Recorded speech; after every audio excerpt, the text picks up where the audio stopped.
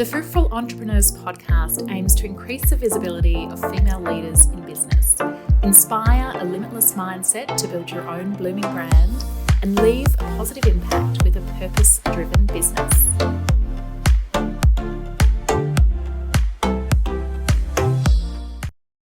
Hello, you're listening to the Fruitful Entrepreneur Podcast, and this is the Female Founder Series. I'm your host, Shelley Tilbrook, and today's special guest is the multi-talented Deepa Mani. Deepa has distinguished herself as a talented and versatile dancer with acclaimed performances in India, the United States, and Australia. Following on from her corporate career, specialising in business transformation and business analysis, she founded the Chandralaya School of Dance, and I hope I did pronounce that correctly.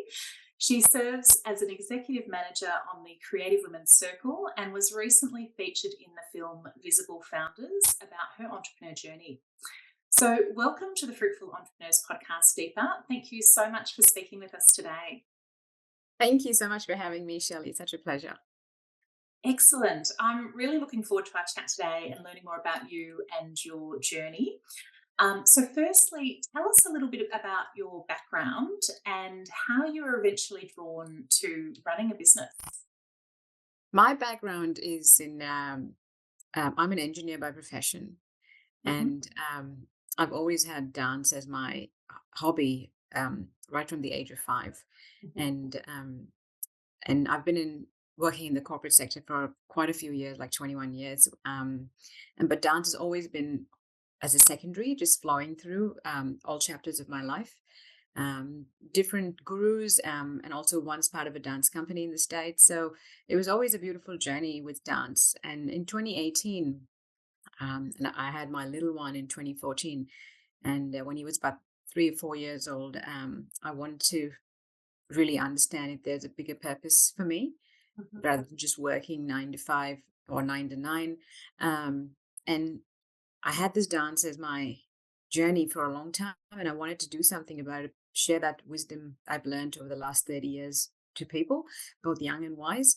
And I said, I'm just going to leave my job and try and kick this off and see if I can give it a good go. And my boss then was like, are you sure you want to do this? You can always, start small and this work part-time. And I said, no, I think I really have to give this a go. And if it's not, I can always jump back. But I've touched wood, I've never looked back. It's been such a grateful journey for me. Oh, that's amazing. It is always a leap of faith when you do leave a full-time job with a steady income to start a dream. But it sounds like it's paid off for you. And I think following that purpose, you're determined to make it work, which is fabulous. Yes, it's I wouldn't say it's always been easy, but it's such a beautiful journey to sort of inculcate the knowledge in people. Yeah. So tell us about the business itself, and obviously your passion behind dance, but tell us exactly what the business structure is, how it operates, and who it's for. At the moment, is a sole trader, and it's an Indian classical and modern contemporary school. The primary intent is to impart the knowledge of Indian classical dance, particularly Bharatanatyam, which is what I'm specialized in both young minds and wise minds. And we also do workshops with schools and universities and organizations in terms of imparting the cultural diversity. So we work with organizations like Regional Arts Victoria, Creative Victoria, organizations like Songroom, where we go into schools and sort of help elevate that diversity element in schools. We also do dance commissions with other genres and other artists, and we've done a few commissions this year. And so it's since I've started in 2018, I've really diversified the business to not just be a school. The primary intention of the school is to really impart that diversity element, not just within the community, also beyond the community. And one of the biggest intentions is to have the strong identity in people's mind through art. And very blessed to be able to do that. So it's like you said, it's far more than just a dance school. It's almost a transformation, and that whole diversity and inclusion piece as well, and culture that sort of all intertwines through what you do. just transforms people that come to the school, which is Absolutely, because I was doing transformation on with companies, and little did I know I was going to do transformation on people through art. yeah. And you're absolutely right; it does transform you both mentally and physically over a period of time, because there's so much goodness that you get out of learning Mm. a classical art form. Yeah, sounds wonderful. So tell us what it was like when you started out. So you obviously took that bold move to leave your job. What did the first 12 months look like for you in business? It was a bit uncertain because I did drop the ball with my corporate, but I definitely had my backing with my husband, um, and because I've had this corporate environment experience, I did know how to, and I was in the IT. I did know how to sort of like work a website and things like that. So I was a bit equipped with that. Although didn't really know about anything about marketing because that was a new place to venture. Yeah. So I've really started to learn a lot about. It was the first 12 months was absolutely a learning experience and still is. Mm. It was pretty interesting to put myself out there in an artistic landscape and to sell myself as an artistic director. So it was actually confronting because you have to really eventually you have to put yourself out there big time. Um, and it was a beautiful journey just to learn a lot of things. And um, it's always exciting to see the first student that walks in the door. And then I was always wondering, will I get a student? Will I ever get a student? And then people started coming, and then devising a curriculum was was not too challenging, but it definitely took a lot of work in order to sort of structure how you want to impart this knowledge in people. And there's a lot of planning, a lot of organizing that had to happen in the first 12 months. And it was pretty educational, Mm. and a lot of patience was needed to sort of work through the marketing elements in a matter of time. And in 12 months, I was a little bit stabilized, I would say. And yeah, it's been lovely. Yeah, amazing. Well, certainly, I don't think anyone starts a business and goes, I'm an expert at everything. So Yeah. you're certainly not alone in that being a steep learning curve. I think that's, one of the challenges of starting out is this, you're out of your comfort zone and there's so much to learn. But you did have a great business background, which would have certainly helped getting it set up. Do you have a particular business philosophy or mantra that you follow or think about on a regular basis? I do. I've got a few up my sleeves that I Mhm. constantly think about. So one of the things that I always tell myself is you can't be a jack of all trades. And in particularly in business, that's very true. It's as much as I do some of the work in different facets, um, I can't be a marketing queen. I can't be, an accounting queen. So you always have to um, reach out and learn as much as you can and give the responsibility to another person in order for myself or as a business person to carry out the most important duty, which is to run the business. And I think I keep telling that to myself is I don't have to do everything. I just have to learn to delegate and be able to manage that beautifully. And that's one that's resonated with me every single day. And the other thing, oh, I got so many up my sleeves. Um, the other thing is to always keep your eyes and ears open. And networking is also running the business. It is not a waste of time. It is putting yourself out there, and networking is the best way that you're carrying yourself as a business person. So the more contacts you have, the more relationships you build, the better people get to know you. And I always tell, because I do mentoring for other business people, Mhm. and I always say, don't be afraid to network, because that is the best way to put yourself out there and to establish some relationships that you never know what collaborations and partnerships can come out of that. So these are some of my Yeah, mantras. yeah, I couldn't agree with that more. Yeah, whether it's like you say, developing into a partnership or collaboration, or just purely great advice, having a network of people around you is always good. So yeah, networking is a great way to do that. Yeah.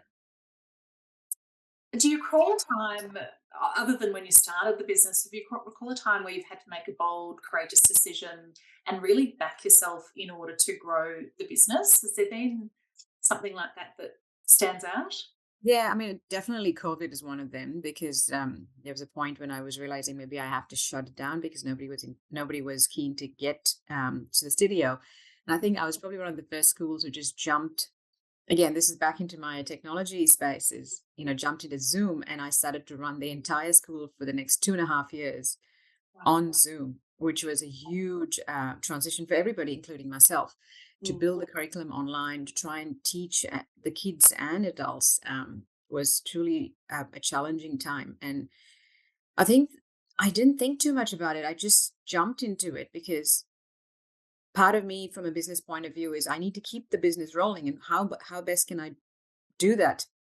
And when you're put in that situation, you have to act. And not thinking too much was a good thing because you just get into the execution mode and then sort of work through trial and error and sort of clean that process. And I Mm. think that was very challenging, still yet rewarding, because that really changed the game for the entire school. Because people didn't realize they could actually use Zoom to learn something. I mean, I wouldn't do it full time, Mm. but it's always a backup now if studios are not available. And it's amazing how much resilience the students have, people have built when they're put in that situation, because they were able to cope and also help themselves mentally and physically to stay fit. So I think that was one of the challenging times, which I think I'll always carry close to my heart. Yeah, amazing. Because really, I suppose a lot of people had to adapt in COVID to survive, but you probably jumped in pretty early on and with that skill set that you had really helped you there. Is there any part of the business that is still online, or do you see that as an avenue to grow to geographically diverse spread by offering that as a service? Or Yeah, because a lot of initiatives popped up with us being online, and I started to work with Kennedy Center back in the States, in Washington D.C., one of the very renowned theaters, to start putting basics of Bharatanatyam as an online program for them. And this wouldn't have happened if we, you know, opportunities come in adverse times. And yeah, this was one of the opportunities that came to me, which I thought was really good because it's another way to teach young kids basics of an art form when they're particularly not able to access, say, if they're in regional places. And I think I'm still working on putting some online curriculums down the track. But to start with, I think it's always best to be in person because as a teacher-student relationship is a very long-term investment, and that energy has to happen in person. mm, But that said, it's always good to have some online material for people who can't travel. And I still run some classes online from time to time, just giving people the flexibility to continue to adapt in both situations. yeah, terrific. So tell us about the opportunity that came about to be featured in the film, the Visible Founders. How did you find that experience? And tell us a little bit about the film. Oh, it's such a beautiful experience. It's so the Jumpstart Group and Three Dot Studio are the producers of this movie, and they approached all migrant people of color founders to. They wanted a platform to highlight the authenticity of so many migrant founders who are doing well, but sometimes people don't realize it. And Mm. it's also an opportunity for people who are sort of on the fence about whether to carry out their passion. And this would be such a key moment for them to realize, yes, I can do it, because there's nothing better than actually seeing somebody who's being represented who looks like you. And it was an opportunity that came, and we all had to sort of apply for it. Um, and there were so many criterias that we had to fulfill, which, and I'm so grateful I got selected, because the business I represent is very different. It is an artistic business, and yet it is a business like any other business. We all have an accountant, a marketing person, a business person to run it, admin person to run it, and all four stories are so different and so authentic. It was a beautiful, tearing experience for all of us, where we were. I think we shot that over a period of few weeks in different places, and they got to meet the students, the actual running of the classes, and the best part was to get the students to come and talk about the experience of learning the art form and what it has done to them in terms of increasing the identity as who they are, understanding where they come from, and also mentally sort of rehashing how they look at life, because they've got this art form that's actually changing, neurologically changing how they are meant to be wired, and they get to look at things and people in a very different way. And that's only because of the immersion of the art form over a period of time, which is such a powerful message to send out to people. And it was such a beautiful experience because all four of us didn't really know each other, and we got to know each other and each other's businesses and each other background about how they came about starting businesses. So one of them was a sustainability, I was an artistic person, the other person was a wealth management. And we just had two successful premieres, one in Melbourne and Sydney.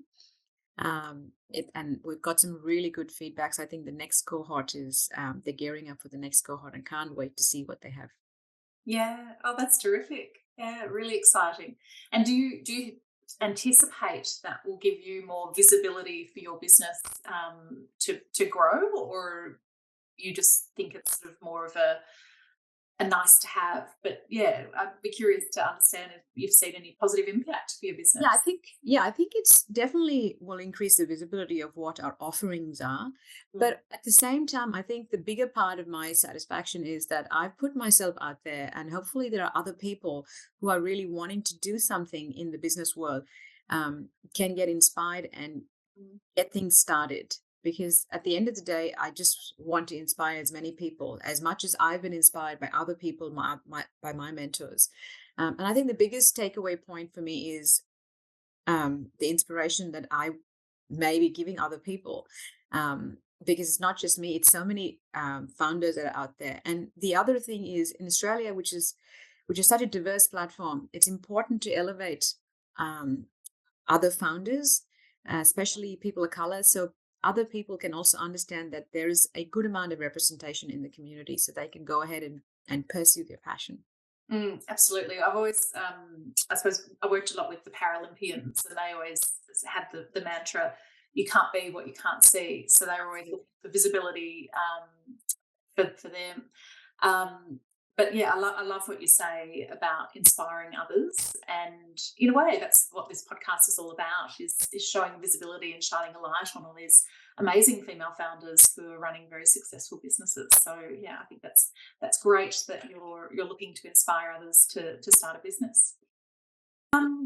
So tell us a little bit about what you're working on now. I did hear that there might be a new show that you're working on. Yeah, so we just, in fact, finished the premiere for Fringe in October. We're just out of that big excitement. So I teamed up, Chandralaya teamed up with another organization called Rebel Steps, which is also an arts organization. It's run by artistic director Sheena Chandi, who is an ex-ballerina. Mm-hmm. And she's also a woman of color. So we met a few years ago, and we've been thinking about doing a collaboration. And we came up with this concept of two women of color people pursuing two different art forms. Sheena having pursued ballet, and myself the Indian classical Bharatanatyam. We're talking about our stories and how, regardless of your color, race, or ethnicity, how we need to accept each other for what we are. And the true power really lies in collaboration in order to be a very strong, diverse platform. And the more people get to collaborate, the better the results will be. And we commissioned, we had a crowd. It was actually interesting, and I used my business platform to do a crowd to create a crowdfunding platform in order to kick off this project, and that was reasonable success. And we had applied for Fringe, and we got through that. And we had Dancehouse, which is one of our which is our venue partner, who helped us put the show together with a beautiful sponsor. And and our sponsor was actually Boomi, who helped us get through some of the finances. And we put together 4 beautiful shows this last weekend. And it was 4 sold out shows, which was amazing. Um, yeah, it was beautiful. And it was called Touch, Mhm. where ballet meets Bharatanatyam. Mhm. Very eclectic performance, and we commissioned a ballerina to sort of to portray Sheena's story, and I was one of the lead dancers from my background, and we just finished that, and we're actually doing a debrief this evening, and we're going to talk about the next version of Touch. Hopefully, we can showcase in other festivals and venues. So that's one of our big projects this year. Yeah, that's incredible. And we're very lucky to have you here, given how busy you have been with everything going on. So, yeah, thank you so much. Um, yeah, I'd be curious to sort of see where you'd like to be in 3 years' time. Like, you're obviously quite a visionary and never standing still. So, is there things you're thinking about down the track? And Yes, I mean, as a business person, you're always thinking about what next and how best to grow. So that's always ticking in my head. Um, I think for 2023, we've been really very busy with so many collaborations. We also had a collaboration with called Maloya Moshput, which was run by an organization called Punctum, and we just did that. We just finished that commission in March this year. Again, massive collaboration of with the Maloya artists. So the intention for Chandralaya is very much under strong collaboration. And I would like Chandralaya to be a beautiful, strong collaborator in the diversity element, in diversity arena. And eventually, I'd want my students to start collaborating with other dance companies and other genres to sort of really build that strong diversity inclusive environment. And we've got a few projects lined up for next year, which it's still being confirmed, but the collaboration is at the heart and center of Chandralaya, and obviously running the school on a day-to-day basis and continuing to impart this knowledge in students' mind as well as in other venues. That would still be the two main areas we would focus on. yeah, amazing. What advice would you give to other people, either thinking about starting a business or trying to grow? What couple of pieces of advice would you give to them? Definitely a vision board. Um, Definitely have a vision board as your daily 5 minute meditation piece of art. Mhm, mhm, Because and manifesting would be something that I would strongly recommend for people who wanting to start a business or want to grow a business. I think mm, um, whatever it is that one wants to achieve, put it on a piece of paper, stick it on your visionary board, think about it, dream about it in such a way that you cannot wait to get up in the morning and start to work on it. And that's really the true mantra to getting things done. And it's very true in my life that whatever I've been visioning, I've tried to put it in place. And it's as long as it becomes a cyclic process, it works, it's a repeatable process, and it's going to give you results.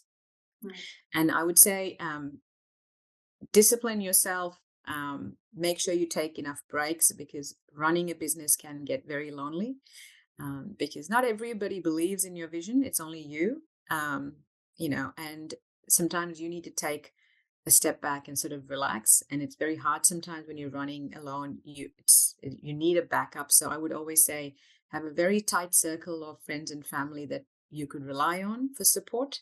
mhm. Mentors or advisors, they're really good, that you could have to sort of bounce things off. And I think those support factors are very important in order to keep your headspace. Mm. Oh, absolutely agree with all three of those.